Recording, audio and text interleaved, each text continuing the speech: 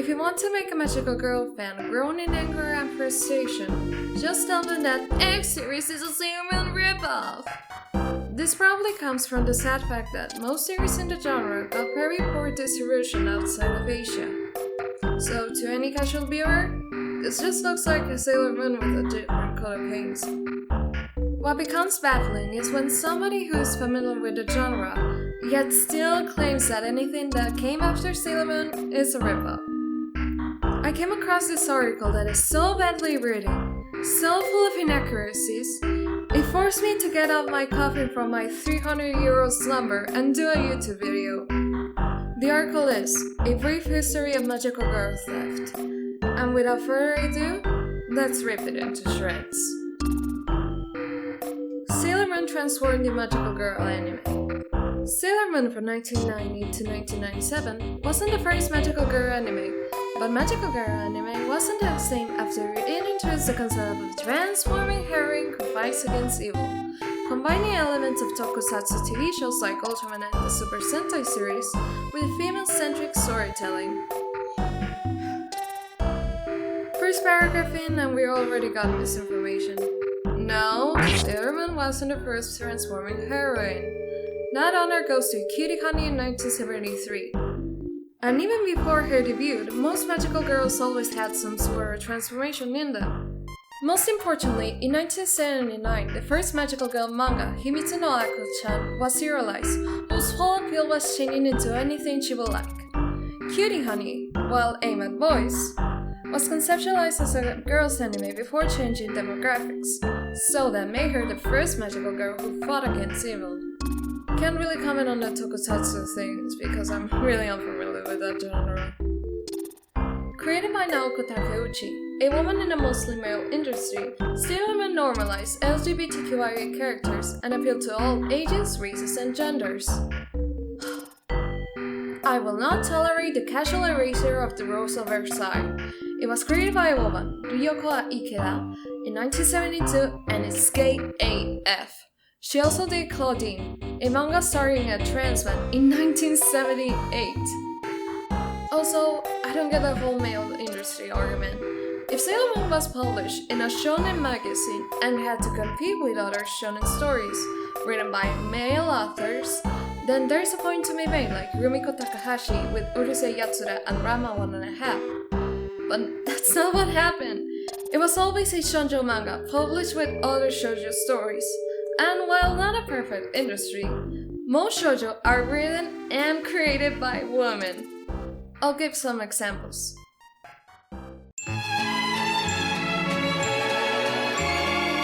Waki Yamamoto did Monshu Rikoko and Haikara-san, Here Comes Miss Mother in the 70s.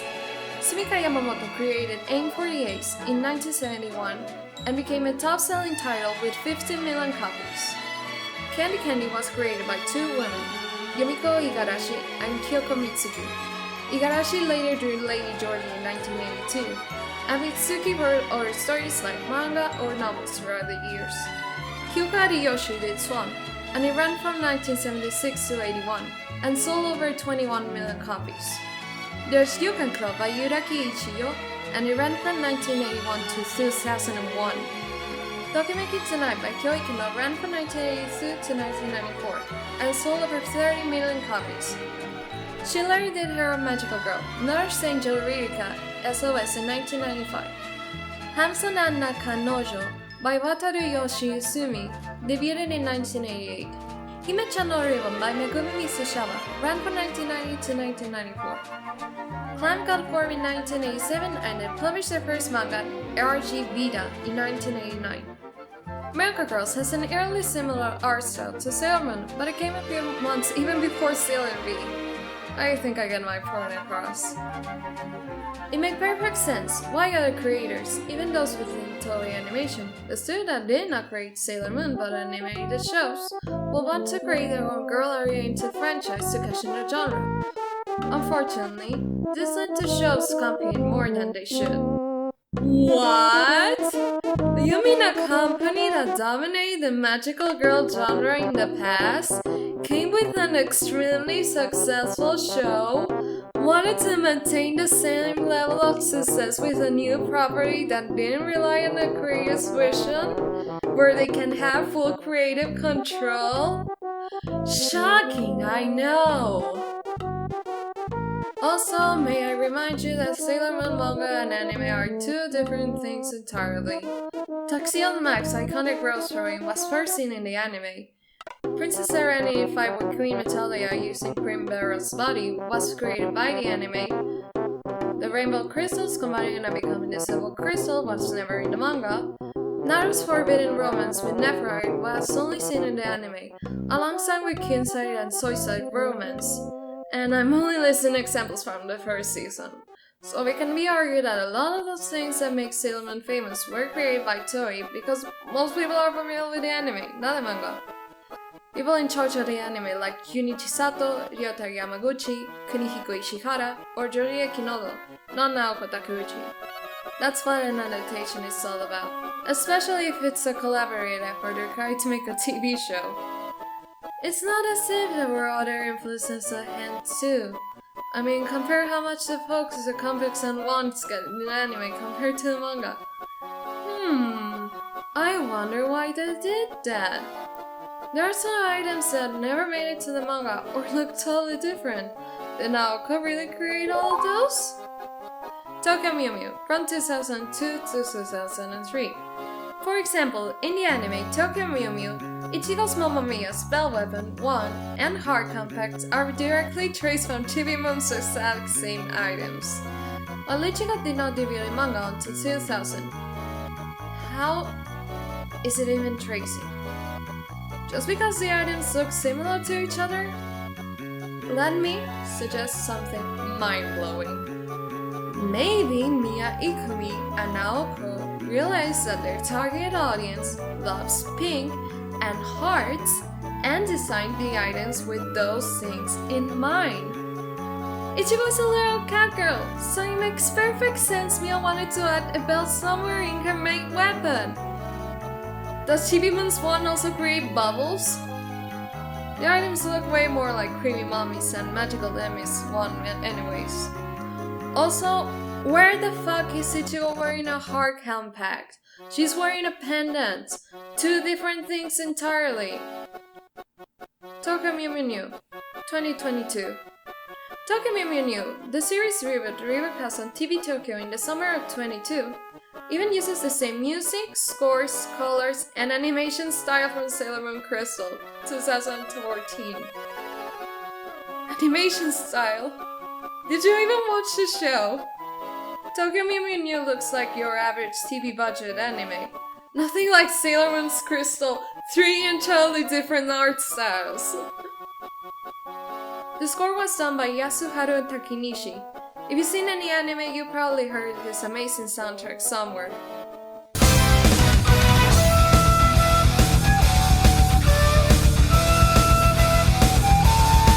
Before Sailor Moon Crystal, he already did a soundtrack for 4 pretty good seasons and 8 movies. Toei probably realized since they had such a good relationship with him, he was an excellent choice for the Sailor Moon reboot. The music is not the same. Similar style, sure, but not the same. Here, have a listen.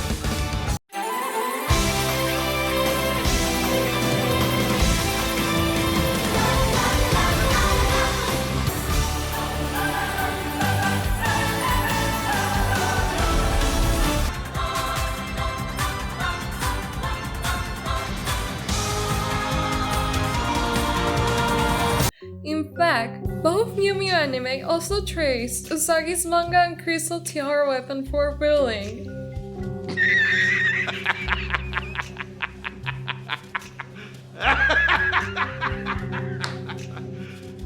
You serious? Bullying's weapon in the manga are hula hoops. They changed it in the 2000 anime to a tambourine. The new anime carries the original anime design, but functions similarly to the manga. Oh yeah! Can't forget how Sailor Moon used her tiara as hula hoops, trap her enemies in puddings. That's my favorite Sailor Moon attack. Weapons, hairstyles, and even whole story scenarios have been copied from Sailor Moon and its predecessor manga, codenamed Sailor V, in many magical girl shows. Where? Using Tokyo Mew Mew, can you point out what story scenarios did Tokyo Mew Mew copy? The whole point of the franchise is that they are magical girls with the power of endangered animals, not planets. Even if you argue that the villains are aliens like Sailor Moon, their motivations are totally different from one another. Do any of Sailor Moon's rogues gallery were original from the Earth, polluted so badly that they changed planets, and now are attacking it because humanity is making the same dumb mistake? I don't think so. Cutie Honey Flash, 1997 to 1998. When Sailor Moon was nearing the end of its original broadcast in 1997, Toei realized they needed another girl-oriented show. Future titles such as Pretty Cure and Orja Major Doremi will be created to fill the void. Before them came a reworked classic. Toei took Go Nagai to a second reboot of his 1973 hit Cutie Honey, an adult magical girl meta-series about a 16-year-old andro girl who fights crime after the murder of her father. Oh, so now you're suddenly reminded that Cutie Honey exists. Meta-series? How is she a meta-series when the magical girl genre was just beginning to defy itself? It has only existed for 7 or 9 years, depending on who you count as the first magical girl. Adult series? I'm not going to deny Honey's main appeal, but it was published in Weekly Shonen Champion. The target audience is right in the name! Toei Nagai agreed to throw away his original style in favor of tracing over the eye shape and many movements from Sailor Moon. Can you please give a citation of the claim that Go Nagai agreed to throw away his original style? Hard to think an art style that looks like this will appeal to the Japanese little girls in the 90s. In fact, if you pause episode 199, right as Sailor Star Healer performs an attack, you can see a half-erased outline of Honey's new forms from a cell later used in the 4th episode of Cutie Honey Flash. Just wondering, how would you feel if I said that Sailor Moon traced from Miracle Girls? It's very absurd to make a claim of tracing just because there are art styles that look similar to one another. Considering how many staff Flash shares with Sailor Stars, it seems from the get-go was to make Cutie Honey with a Sailor Moon coat of paint. So I watched a few episodes of Cutie Honey Flash for research, and even as someone who is more familiar with the manga, live-action movie, and read Cutie Honey, it's still a totally different show from Sailor Moon. Tell me, does Asagi go to an all-girls Catholic school? Is there an evil clone of Sailor Moon? Does she ever use a gun? These are important plot lines from Sailor Moon. I went through both episodes you mentioned to see what you're claiming about. You didn't even specify which form she uses, so it's hard to know from which of the 3 she uses in this episode is the one you're claiming about. So, here's all of them in slow-mo, and there's no tracing whatsoever! Traces of Sailor Moon. New merchandise from the show was recycling from cancelled toys for Sailor Moon. Cutie Honey dolls bore Usagi's sexual face, while weapons and lockets closely resembled items for Sailor Moon and Chibi Moon. Nice argument, Senator. Why don't you back it up with a source? My source is that I made it the fuck up. Can you please show me the evidence that Cutie Honey Flash reused cancelled toys for Sailor Moon? That's a huge accusation to be thrown around so casually. Some of Honey's items are newer toy-edit versions of the ones she's had since the 70s, while the others are new original items for this reboot. What? What do you mean a toy company used a similar mold? It's not as if it's a common industry practice to reuse molds. Bandai was closely involved with Sailor Moon and Flash. It's not impossible that there were toy designers who work on both shows that tackle the same demographic. Here's the obligatory reminder that most magical girl shows are done for merchandising. So, I did some digging around, and I found Bandai's Japanese Barbie doll has a similar head mold to the ones used in both franchises' dolls. but the only way I can prove this is if I own 3 imported Japanese dolls that I can afford, so take it with a grain of salt. Also, the Cutie Honey dolls have totally different face-ups, so I have no idea where you got that they reused Usagi's face. Major plot elements were changed in order to hook Sailor Moon fans. New character Twilight Prince was straight from Kunside and liked Tuxedo Mask through roses, while Honey's friend Natsuko was now drawn like teenage Chibiusa. Aren't you a writer? Shouldn't you know what Tracy Never means? Because outside of having long hair, he looks nothing like Kunside. He throws lilies, by the way, not roses. Also, Natsuko looks nothing like teenage Chibiusa. Her hairstyle and fashion sense is totally different from Chibiusa. Can't have teenagers with pinkish twin tails, that's copying Sailor Moon. Only 39 episodes and a film were produced, with the series even ending with Honey marrying and having a daughter, exactly like Usagi. Oh my god. Most shoujo stories have some sort of romance. And what's the perfect way to get a happy ending for the couples? Marriage! It goes back to fairy tales or romance stories. This will be like me getting angry, calling Jane Eyre a Prada Prejudice ripoff just because both stories end with the main character getting married. Pretty Cure, 2004 to present. Many of the weapons in Pretty Cure are traced from Sailor Moons and Chibi Moons, and several characters share Chibiusa's hairstyle. Okay, let me remind you, tracing will be doing this.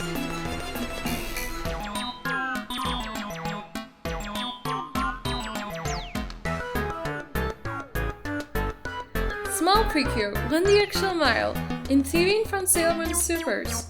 All the weapons and wands are directly traced from Supers, and the girls use charms and bows from all the Sailor Moon toys. In fact, if you Google search Small Precure Princess Form and Rainbow Buster, you see Pegasus from Supers in the tag and engraved into the weapons. They even trace Neon Queen Serenity's tiara. Please, watch the actual TV shows you're talking about before accusing them of thieving. I think you're talking about the smile pack looking like Sailor Moon's many compacts? What?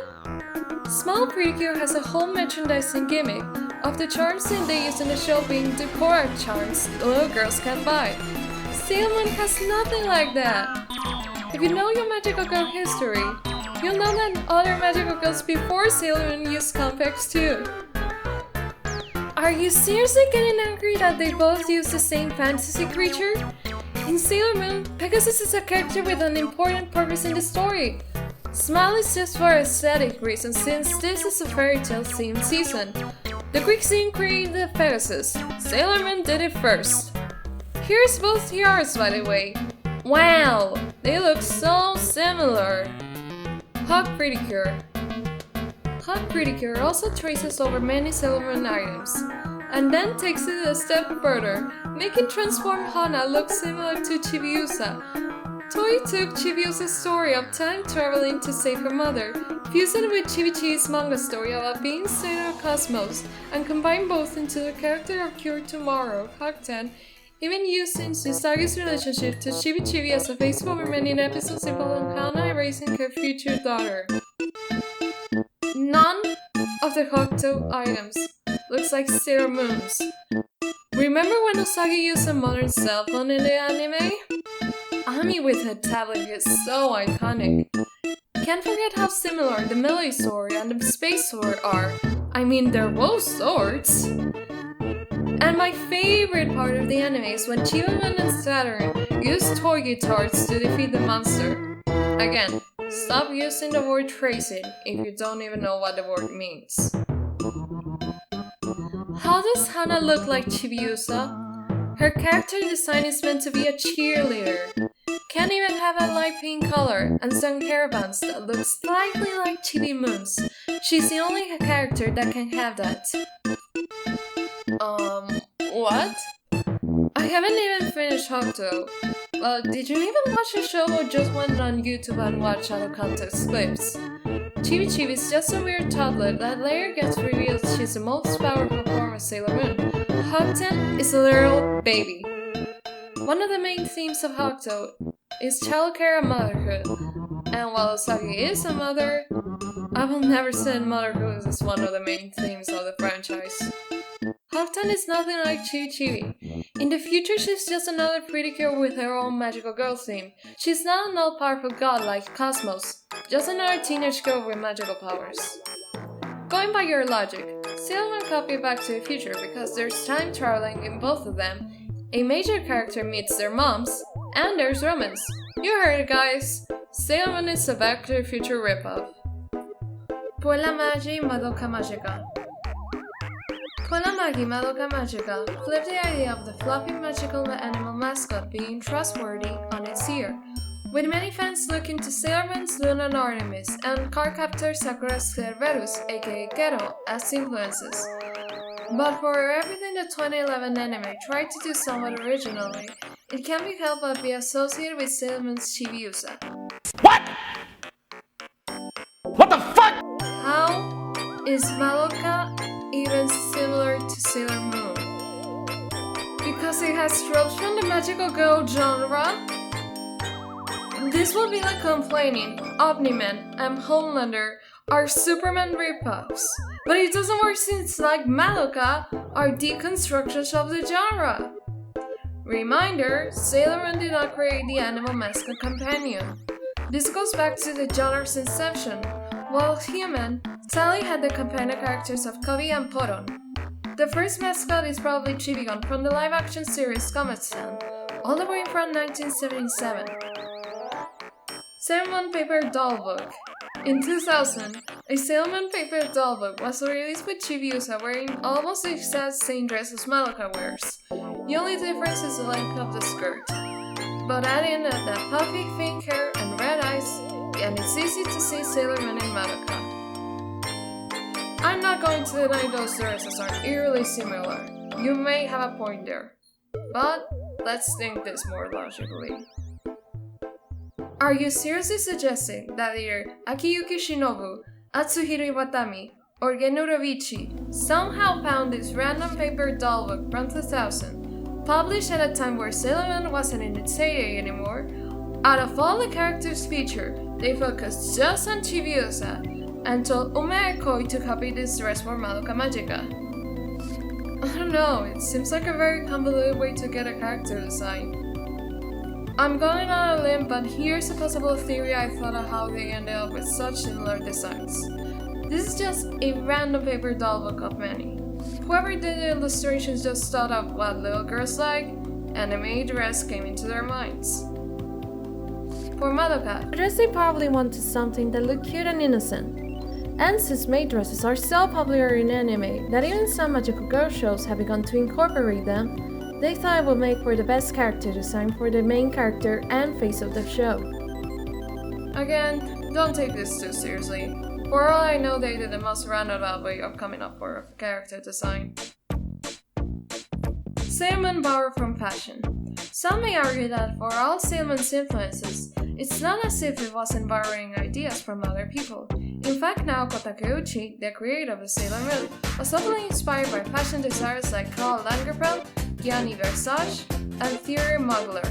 Princess Serenity iconic gown began its life as Christian Dior 2 Palladio dress, while Koan walked straight from the fall-winter 1992 Mugler collection, hair and all.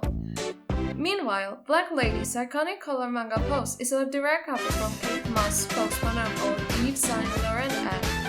In fact, many iconic costumes and villains in Sailor Moon can be traced back to various fashion designers and models until midway through the Infinity arc of Sailor Moon S. Okay, aren't you going to elaborate on that? Or just mention them for convenience sakes? It kinda seems you're biased, and Sailor Moon can do no wrong and is totally justified in copying from other artists. But when other franchises do it, coincidentally or not, now they're copying Sailor Moon? Sailor Moon and Super Sentai. Toei Tokusatsu show like La Belle Fille Masquée Fautrine and Super Sentai's Go Ranger inspired Sailor Moon's weaponry to use at team lineups, and even a few story plots in the codename Sailor V and Sailor Moon. In return, Kaku Ranger and Mega Ranger will later adapt stories already told in Sailor Moon, while the live-action Pretty Guardian Sailor Moon will share a set with Magic Ranger. While it is true that Naoko Takeuchi took inspiration from these brands, it does not excuse the blatant tracing seen in post-Sailor Moon programs. Even having Toei being the same animation company behind Pretty Cure, Cutie Honey, and Sailor Moon doesn't negate the fact that Toei is one of the several corporations actually thieving ideas from a woman. Why the fuck you lying? Why you always lying? Oh my god, stop your fucking lying. Oh my god! You're acting as if Naoko Takeuchi is a poor starving artist, and Toei is this evil villain from a cartoon just because there are other magical girl properties that exist. The franchise she created is worth $14 billion. She's enjoying her middle life with every big paycheck she gets whenever an expensive collectible, movie, or manga gets sold. She won't die in poverty just because Tokyo Mew Mew or Pretty Cure exist as separate properties. Before ending things off, the images she uses to support her arguments are unintentionally hilarious. I'm really tired of all of this since this can be summarized in companies look at a thing that is popular with such a target audience and they add it to their TV show. So I'm ripping up Your Movie Sucks Amazing Kimba vs. The Lion King's finale, but with Sailor Moon and shows that came before it. Ladies and gentlemen, enjoy.